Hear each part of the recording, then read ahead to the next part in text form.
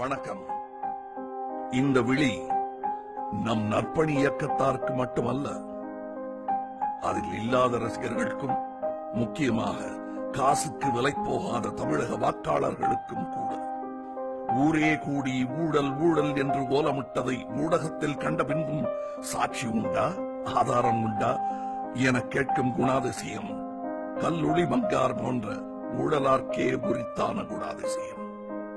ஆதாரத்துடன் வா, அரசியலுக்கு வா என்று அறைகூவல்வுடன் தம்பிமார்கள் தெரிந்தோ தெரியாமலோ என்று இந்தி திணிப்புக்கு எதிராக குரல் கொடுத்தேனோ அன்றே நான் வயதுக்கு வராத அரசியல்வாதிதான்.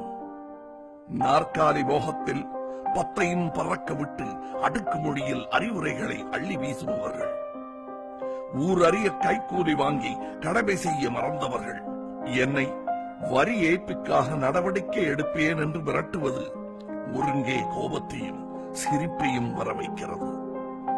ஆதாரத்துடன் சொல்ல வேண்டுமா? அமைச்சர் கட்டளை இது. ஊரெல்லாம் கேட்ட ஊழல் பற்றிய ஓலம் அதற்குள் மறந்திருந்தால் நினைவுபடுத்த மக்களே இருக்கிறார்கள். நடுவில் நான் எதற்கு பூசாரி?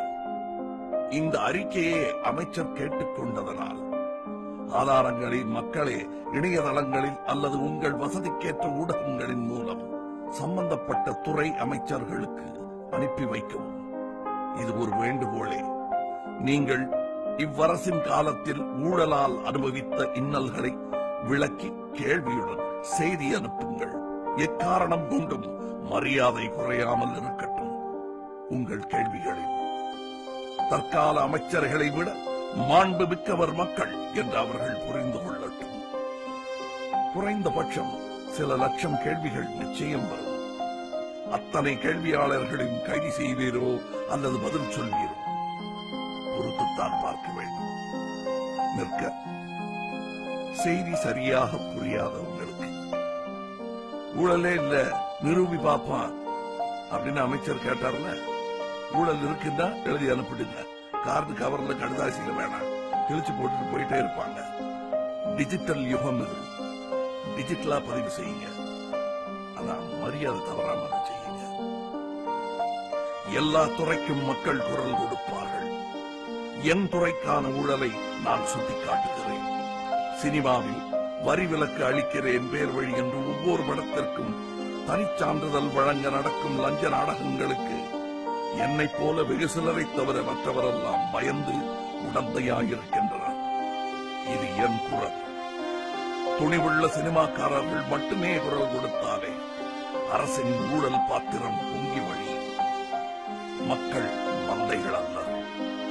மக்கள் குரல் கேட்கும் மாண்பை தயவு செய்து எய்துங்கள். விரைவில் அது கேட்கும். தெளிவாக உங்கள் நான். ஊழலுக்கு எதிராக வலுவாக குரல் எழுப்பியதற்கு நன்றி கமல் சார். நண்பர்களே, நீங்கள் அனுப்ப வேண்டிய துறை சார்ந்த அமைச்சர்கள் முகவரி: